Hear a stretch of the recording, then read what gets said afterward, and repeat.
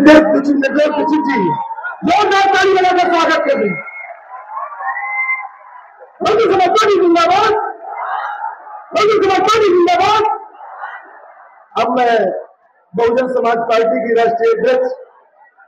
देश के सबसे बड़े प्रदेश उत्तर प्रदेश की 4 बार मुख्यमंत्री रही,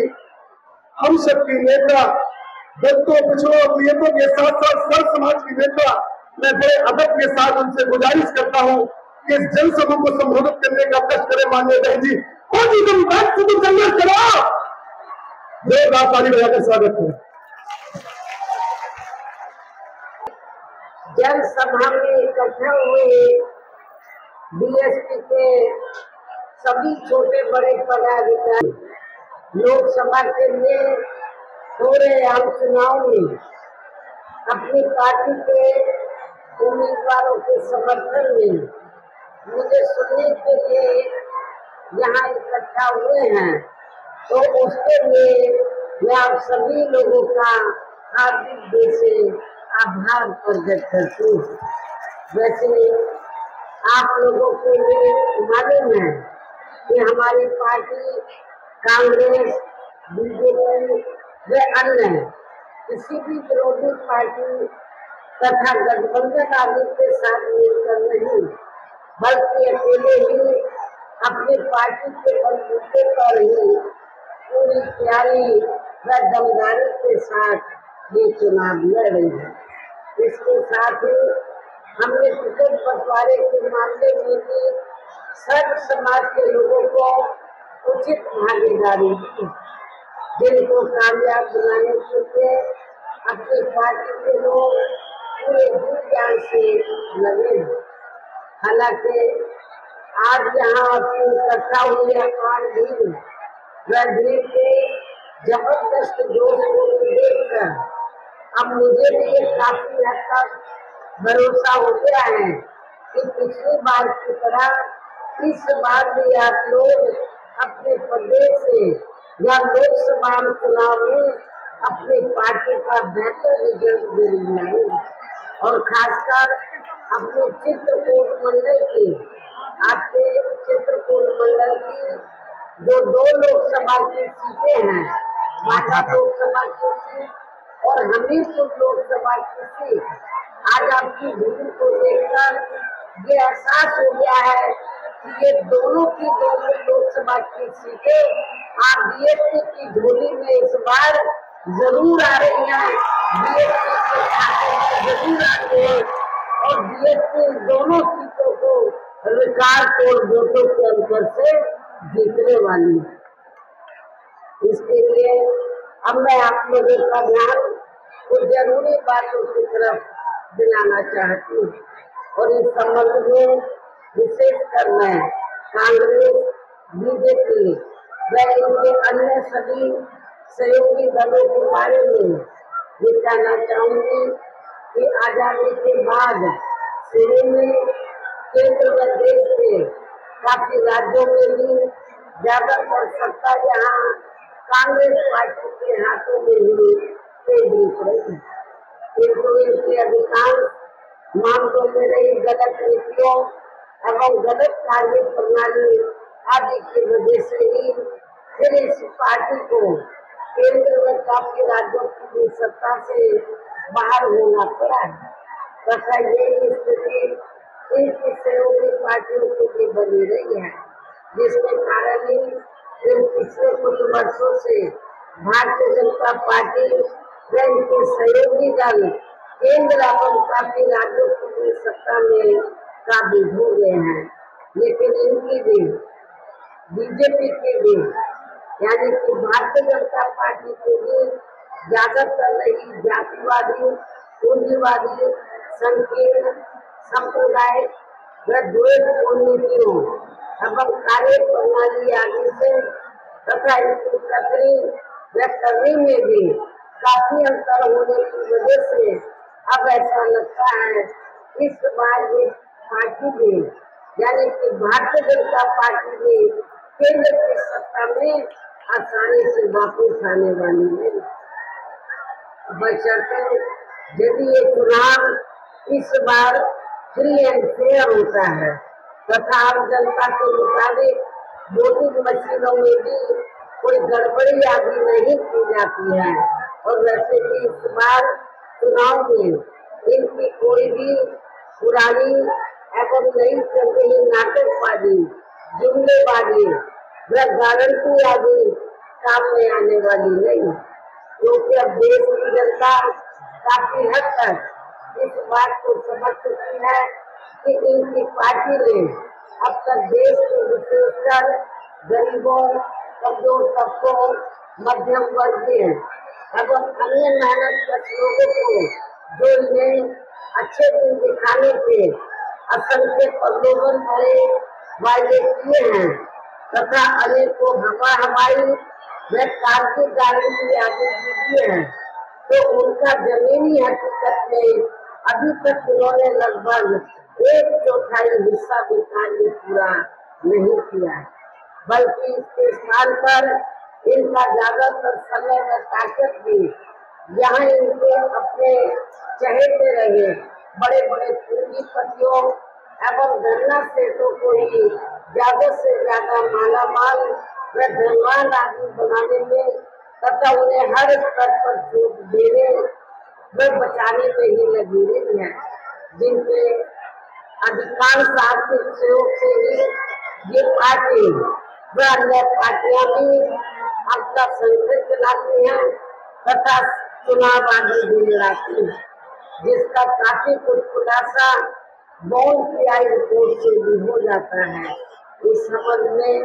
वैसे आप लोगों को ये मालूम है कि अभी कुछ दिन पहले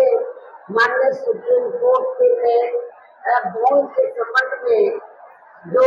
रिपोर्ट का खुलासा किया है, तो उस रिपोर्ट के जरिए हमें ये मालूम हुआ है, मीडिया